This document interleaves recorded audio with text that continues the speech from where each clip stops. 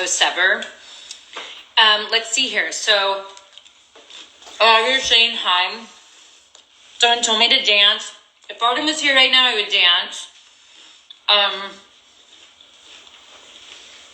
Mateo's doing amazing. He's playing with Daddy right now, which I need to go meet him. But I told Arden before I go to the park, I just wrapped Bree and I's podcast. Sorry, there's so much on my mind. Bree and I just interviewed Terry Crews because I was like, I want his episode to come out the Wednesday before the season finale. And like, I'm on such a high from our conversation. Terry's just amazing. And we talked about his new memoir. And like, whew, so deep. Like, when you didn't think this man could get more inspiring, you're just going to be mind blown by his story. And I'm so excited that my son will have a book like that when he gets older to read, because I think it's an important book, especially for men and boys, because when you have all that masculine energy, I feel like sometimes you guys just don't know how to project when you're in pain or, you know, anything with mental health. And so Terry's memoir, wow, it's amazing. So let's see here. Sorry, I was missing the questions. Like, I started talking and then I'm like, oh, I should probably look down. So let's see, a lot of questions about WWE. When our wine is available. So our wine is going to be available Bottle Rock weekend, which that's Memorial weekend. And you could get it online, or if you go to the festival, you could taste. And Bree and I will come in and out of our cabana. So honored to be back. So much fun. How do you learn to love your body after having a baby? It's really tough. I think, you know, the one thing is you always, when you have the down moments, when you look at your body naked and it doesn't look the same, because that of course happens, I always try to think of like Mateo and like this body made and gave me an incredible, healthy little boy. And whenever I think of it that way, it really takes away, the bad feelings I have, you know, towards my body. Cause you're like, whoa, your body did that and it got you through that. And it made that. Like, when you think about that, that's the most amazing miracle on earth, right? That we can do as women.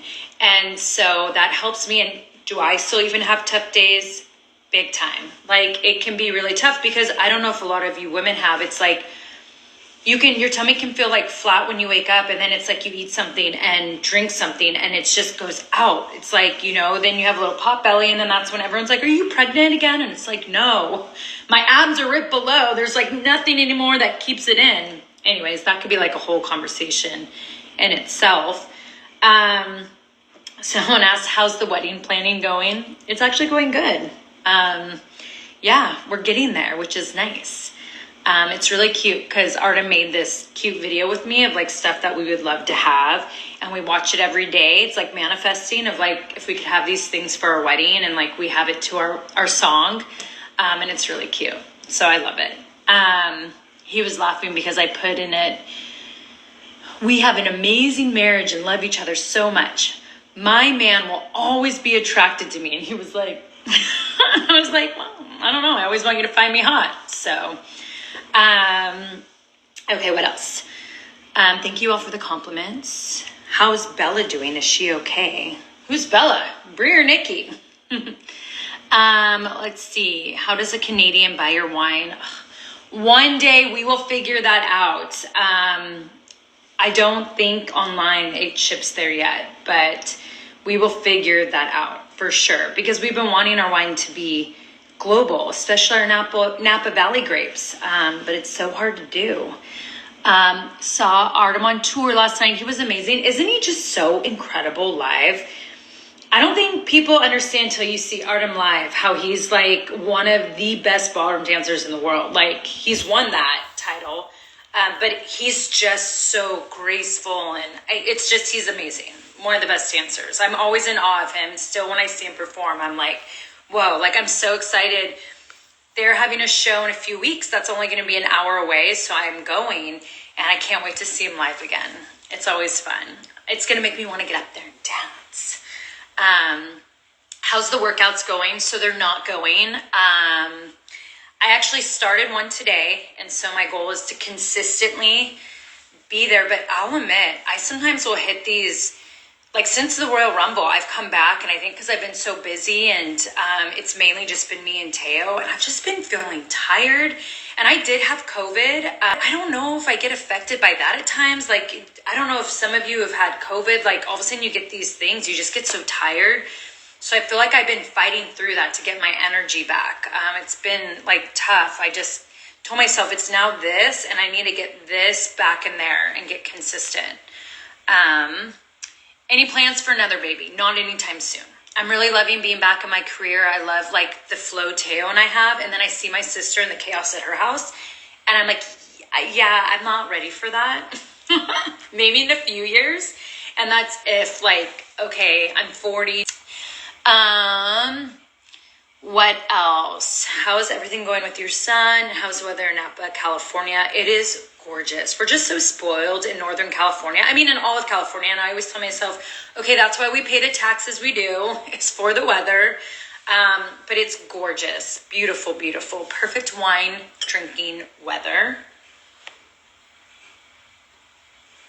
Okay, I'm going to go in a minute because then we go 5 minutes to live. And I'm pushing all of you right now to go watch live, to tell everyone to go watch live. Because you know me, I always love your support. And more importantly, it's so fun to see the Bella Army presence. You guys make me feel really cool. I'm not going to lie. So when I come in and they say I'm a force to be reckoned with, that means it's because I got the Bella Army behind me. So I always got to thank you all for your support, because I'm not as strong as I am unless I have you all with me. So thank you so, so much for your support. Someone said, are you doing better with the postpartum?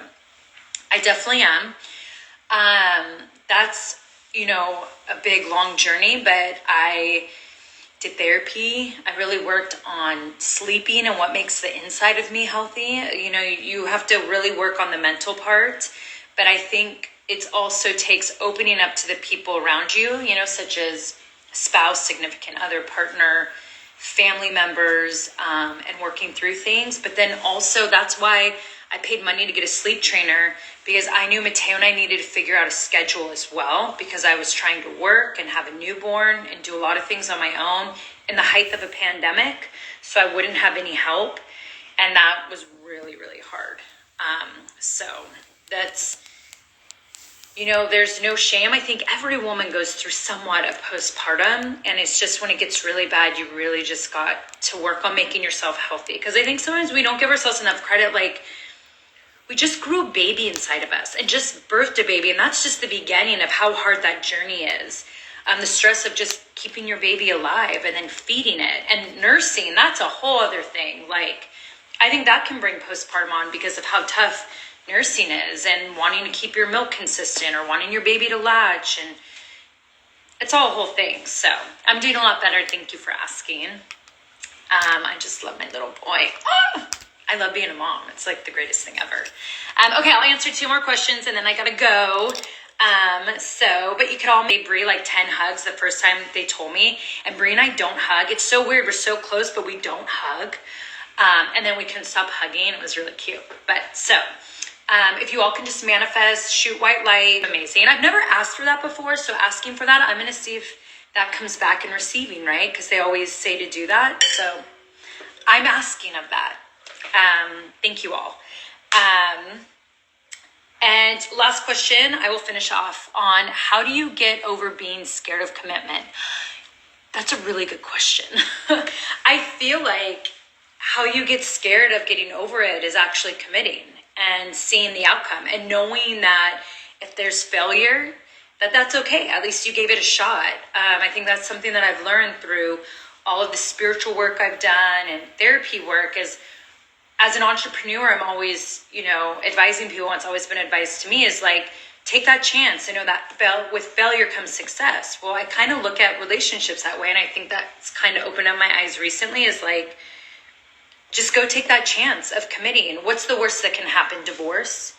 But take that chance and you actually will realize that it's the best life ever. And even if it doesn't deal with marriage, let's just say it deals with a relationship and I want to commit.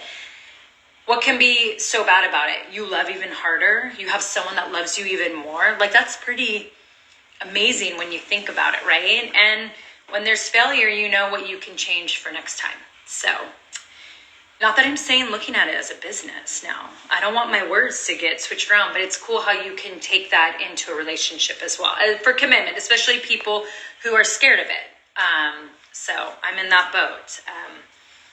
That scares me, but I think also it's childhood trauma, right? When you come from divorced families, and I think a lot of people feel that way. Okay, but now I really got to go.